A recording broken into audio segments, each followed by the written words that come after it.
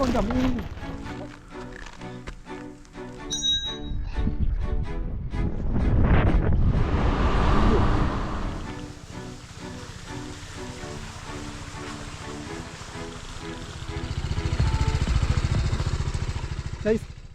Travel of ടുഡേയുടെ പുതിയൊരു വീഡിയോയിലേക്ക് എല്ലാവർക്കും സ്വാഗതം. നമ്മൾ ഇന്നുള്ളത് നമ്മുടെ കേരളത്തിൻ്റെ സ്വന്തം കൈലാസത്തിലാണ് കേട്ടോ. അത് കൈലാസം എന്ന് പറഞ്ഞാൽ കൈലാസഗിരി, നമ്മുടെ ഇടുക്കിയുടെ കൈലാസഗിരി. ദേ നോക്കൂ, ഇവിടെ ഏറ്റവും ടോപ്പിലായിട്ട് നമ്മളൊരു ഉമാമഹേശ്വരി ക്ഷേത്രമുണ്ട്.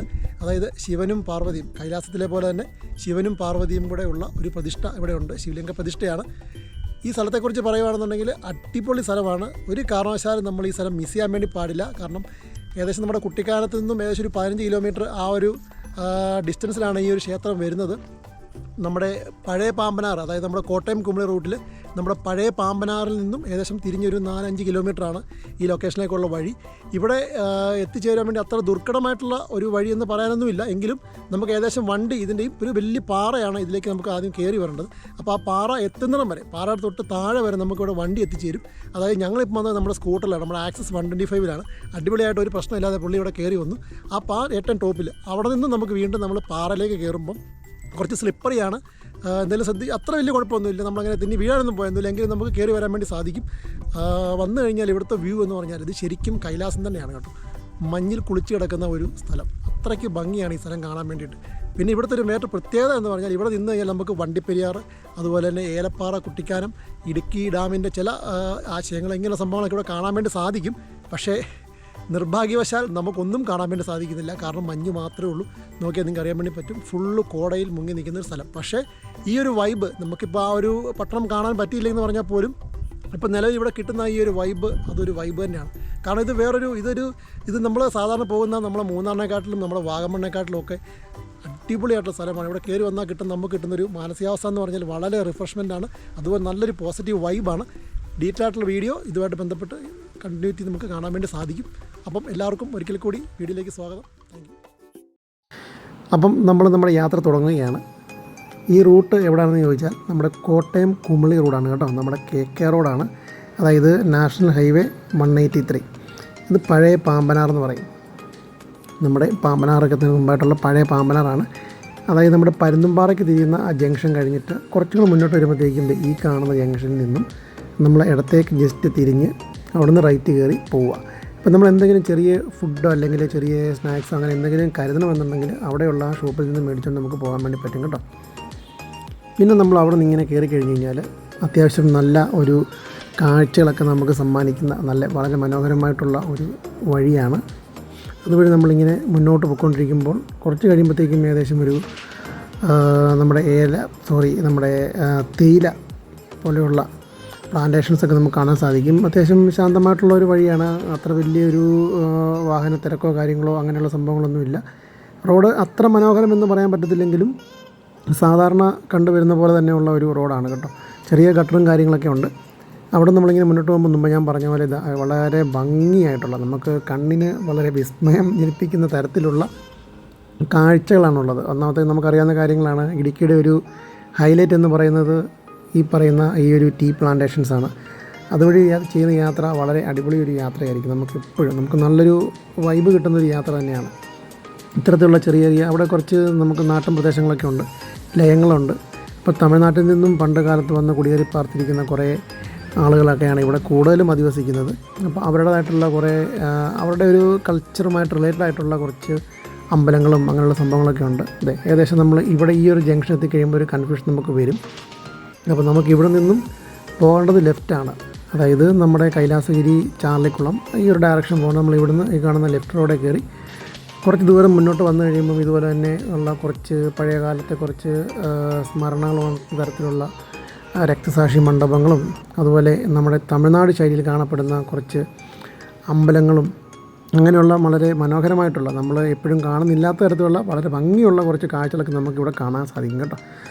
അങ്ങനെ നമ്മൾ യാത്ര വീണ്ടും മുന്നോട്ട് തന്നെ ഇങ്ങനെ തുടർന്നുകൊണ്ടിരിക്കുകയാണ്. ഇങ്ങനെ തുടർന്ന് പോകുമ്പോൾ നമ്മൾ നേരത്തെ കണ്ടതുപോലെയുള്ള ആ ഒരു ടൈപ്പ് കാഴ്ചകളൊക്കെ തന്നെയാണ് ഇവിടെ ഉള്ളത്. അങ്ങനെ മുന്നോട്ട് വരുന്നതനുസരിച്ച് കുറച്ച് ചെറിയ വെയിറ്റിംഗ് ഷെഡുകൾ, അതുപോലെ വീണ്ടും ഇത്തരത്തിലുള്ള പ്ലാന്റേഷൻസ് അങ്ങനെയൊക്കെ ഉണ്ട് കേട്ടോ. പിന്നെ അതെ ചെറിയ റോഡൊക്കെ ഇടയ്ക്കിടയ്ക്ക് ചെറിയ മോശമാകുന്നുണ്ട്. കാരണം ഇതൊക്കെ എസ്റ്റേറ്റ് മേഖലകളായതുകൊണ്ട് തന്നെ റോഡിനൊക്കെ ഈ ഒരു ക്വാളിറ്റി നമ്മൾ പ്രതീക്ഷിച്ചാൽ മതി, അതിന് അപ്പുറത്തോട്ടൊന്നും കിട്ടത്തില്ല. പക്ഷേ ഇവിടുത്തെ ഒരു വ്യൂ എന്ന് പറഞ്ഞാൽ നിങ്ങൾ നോക്കിയാൽ നിങ്ങൾക്ക് മനസ്സിലാക്കാൻ വേണ്ടി സാധിക്കും എന്ത് ഭംഗിയാണെന്ന് നോക്കിയാൽ അവിടുത്തെ ഒരു വ്യൂ. നമ്മൾ ഏകദേശം മൂന്നാറിൻ്റെ ഉൾപ്രദേശങ്ങളൊക്കെ കയറി പോയിട്ടുള്ളവർക്ക് അറിയാൻ വേണ്ടി സാധിക്കും.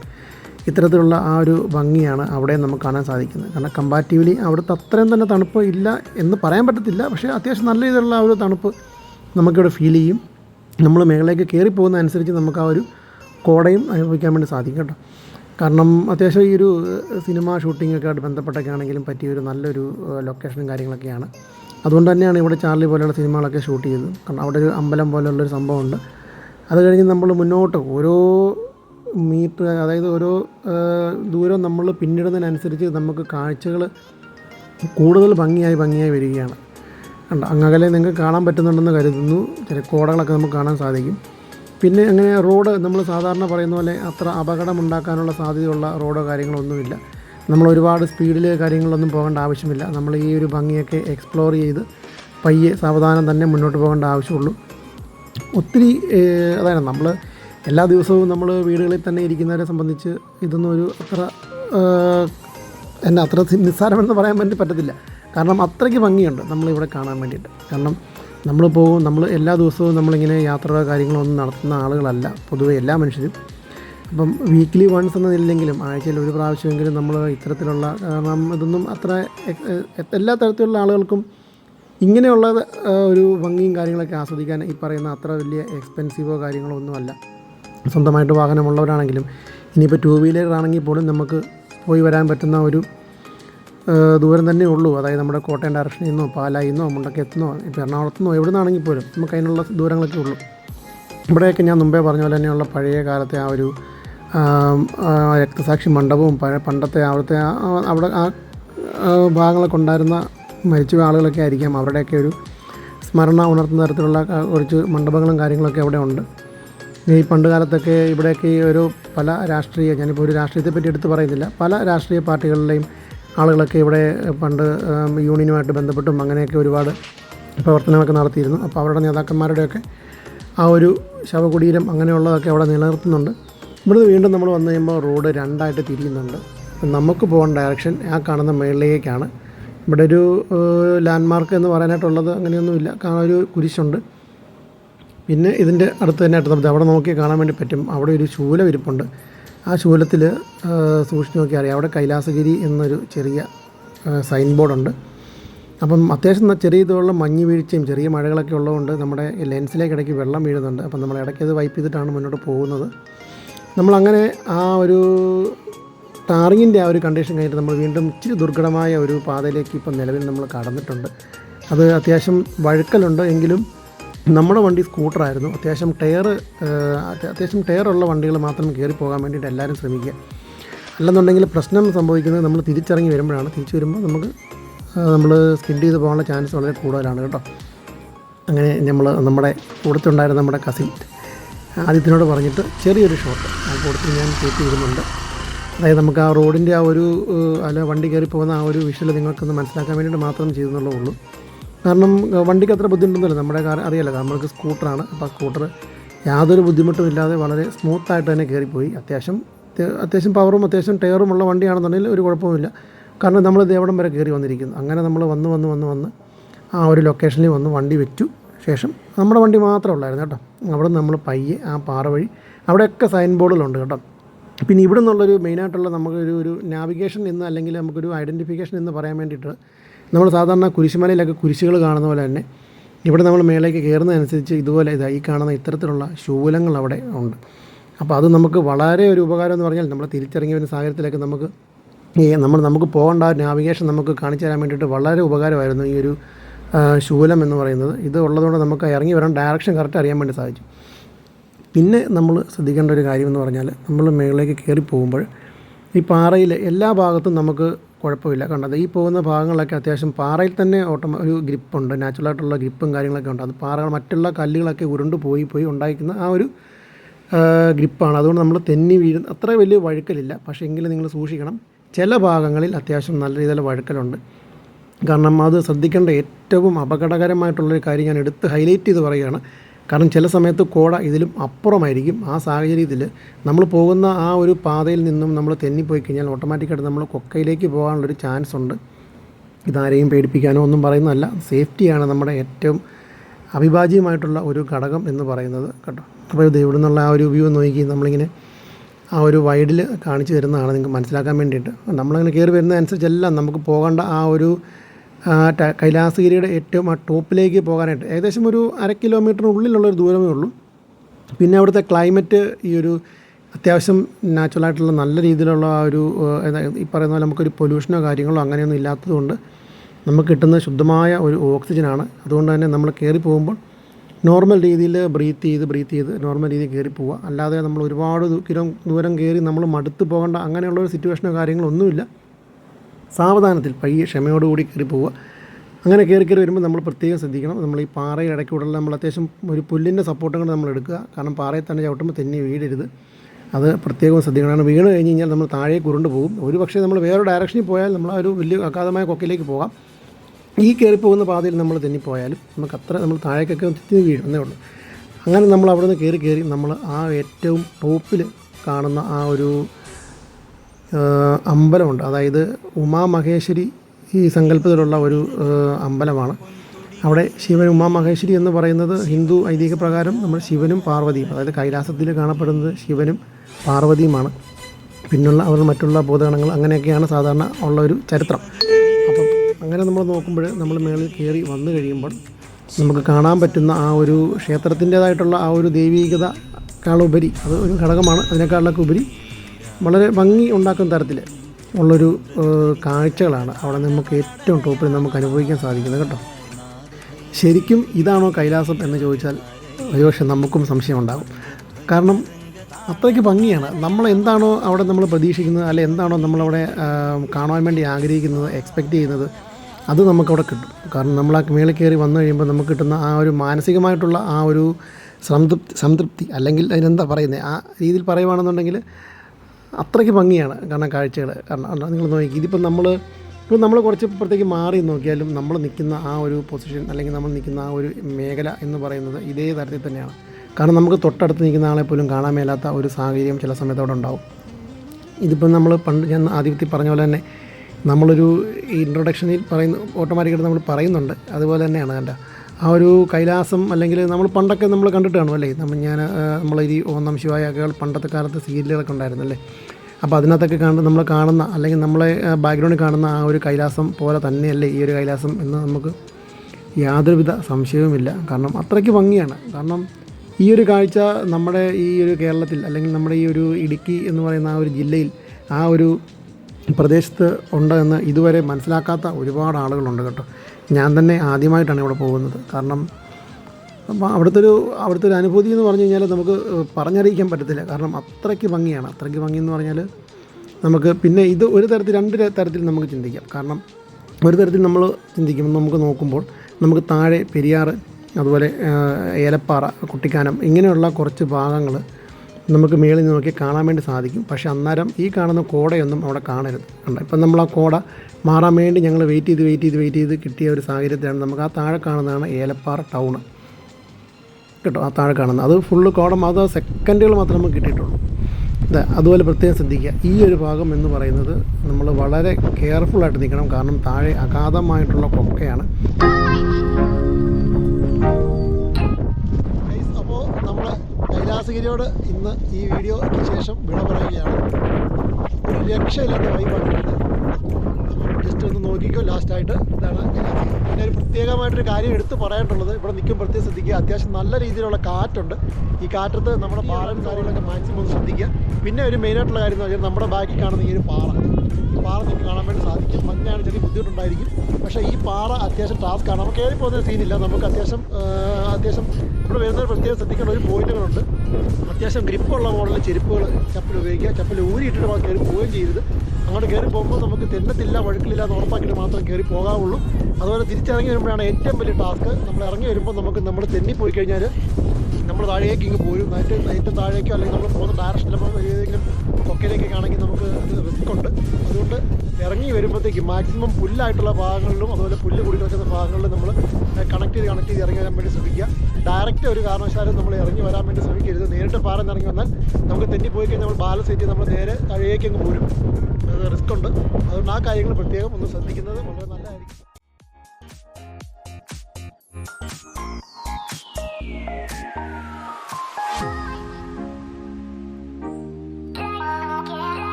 അങ്ങനെ അവിടെ നിന്ന് നമ്മൾ താഴേക്ക് ഇറങ്ങിയിട്ട് നമ്മൾ ചാർലിക്കുളത്തിലേക്ക് പോവാണ് കേട്ടോ. അവിടെ നിന്ന് ഇറങ്ങി വന്നു കഴിയുമ്പോഴത്തേക്കും അത് ചാർലി സിനിമ ഷൂട്ട് ചെയ്ത ഒരു ഭാഗമാണ്. അവിടെ നിന്ന് ഇറങ്ങി ലെഫ്റ്റ് തിരിഞ്ഞ് പോകുമ്പോൾ റോഡൊരു ശകലം മോശമാണ്. അത്യാവശ്യം ചെറിയ വഴുക്കലുണ്ട്, ചെറിയ പാറകളൊക്കെ ഉണ്ട്. അപ്പം അടി ഇടിക്കാത്ത വണ്ടിയൊക്കെ ആയിട്ട് മാക്സിമം പോകാൻ വേണ്ടി ശ്രദ്ധിക്കുക കേട്ടോ. അപ്പോൾ അത് ബാക്കി കാഴ്ചകളും കൂടെ ഒന്ന് കണ്ടോ.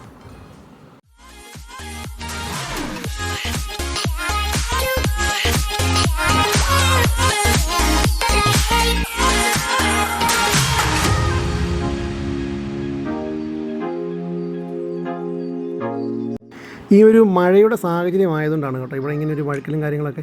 അപ്പം അതൊന്ന് നമ്മൾ സൂക്ഷിച്ചാൽ മതി. കാരണം അത്യാവശ്യം വണ്ടി ഇറങ്ങിപ്പോയ പാടുകളൊക്കെ ഉണ്ട്. അപ്പോൾ ആ പാടുകൾ നമ്മൾ ആ ഒരു വീൽപ്പാടുണ്ട് അത് കട്ട് ചെയ്ത് നമ്മൾ പുതിയ ഒരു ഏരിയ കണ്ടെത്തി പോകുന്നതായിരിക്കും ഏറ്റവും സേഫ്. കാരണം ആ പാടിക്ക് തന്നെ നമ്മൾ പോയി കഴിഞ്ഞാൽ അവിടെ നമ്മൾ സ്റ്റക്കായി പോകും. ആ ചള്ളക്കകത്ത് നമ്മൾ താന്നു പോകും. അപ്പോൾ ഞങ്ങൾ തിരിച്ച് കയറിയ സമയത്ത് നമ്മുടെ വണ്ടി ആ കുഴിക്കകത്ത് സ്റ്റക്കായിട്ടിരിക്കുമായിരുന്നു. പിന്നെ അവിടെ നമ്മൾ സൈഡ് പൊക്കിയാണ് കയറ്റിക്കൊണ്ട് വന്ന്.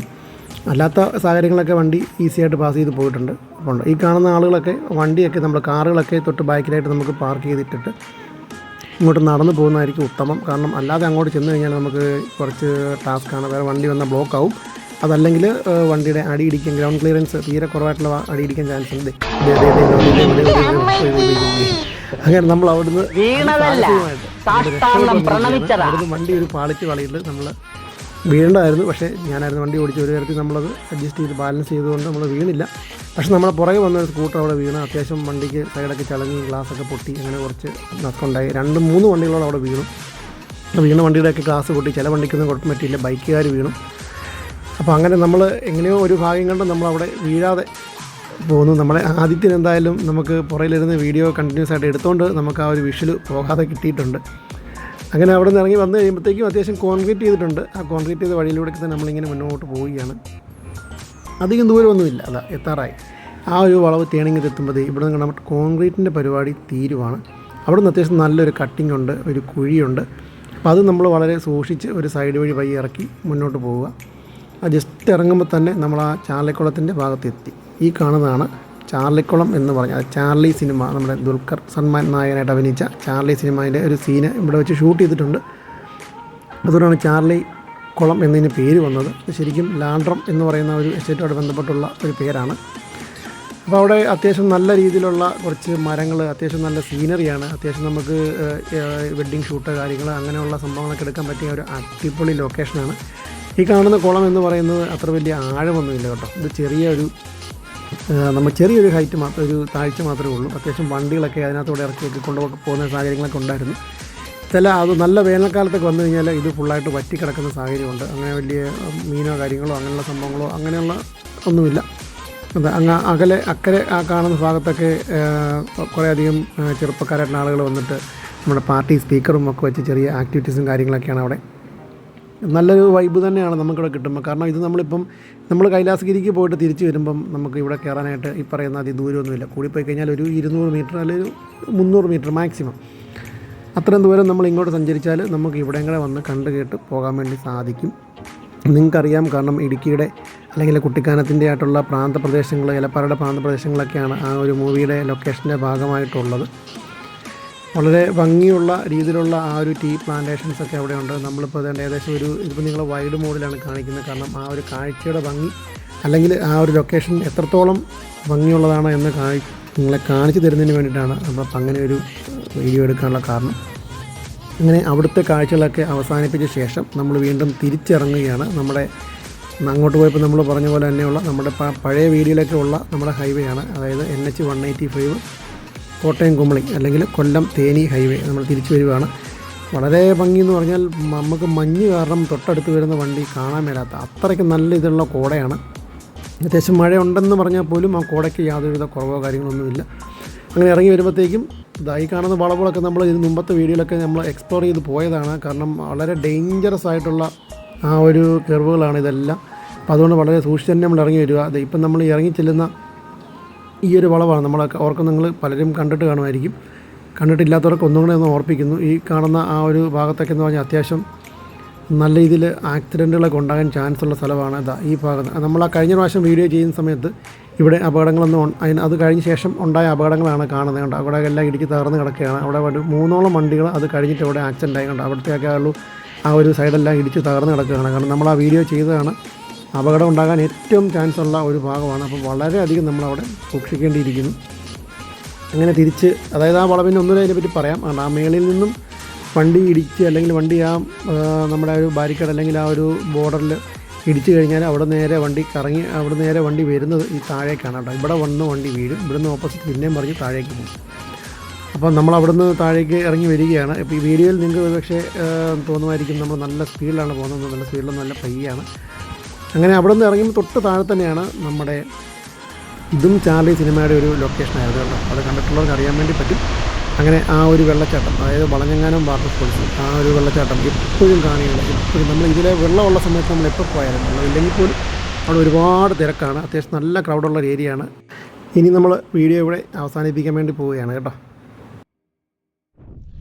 അപ്പം എല്ലാവർക്കും നമ്മുടെ കൈലാസഗിരിയുടെ വീഡിയോ ഇഷ്ടപ്പെട്ട് കാണുമെന്ന് വിചാരിക്കുന്നു. തീർച്ചയായിട്ടും നിങ്ങൾ വീഡിയോ കണ്ടതിന് ഒരുപാട് നന്ദിയുണ്ട്. അപ്പം വീഡിയോ ആദ്യമായിട്ട് കാണുന്നവർ എല്ലാ പ്രാവശ്യം പറയുന്ന പോലെ തന്നെ ഒന്ന് സപ്പോർട്ട് ചെയ്യുക, സബ്സ്ക്രൈബ് ചെയ്യുക. അതിൻ്റെ ബെല്ലൈക്കൺ കൂടെ എനേബിൾ ചെയ്താൽ നമ്മളിനി അപ്ലോഡ് ചെയ്യുന്ന എല്ലാ വീഡിയോസും നിങ്ങൾക്ക് കൃത്യമായിട്ട് കിട്ടും. മറ്റുള്ളവരിലേക്ക് വീഡിയോ ഒന്ന് എത്തിക്കാൻ വേണ്ടി ശ്രമിക്കുക, ലൈക്ക് ചെയ്യുക. അപ്പം അടുത്തൊരു വീഡിയോ ആയിട്ട് വീണ്ടും കാണാം. Thank you.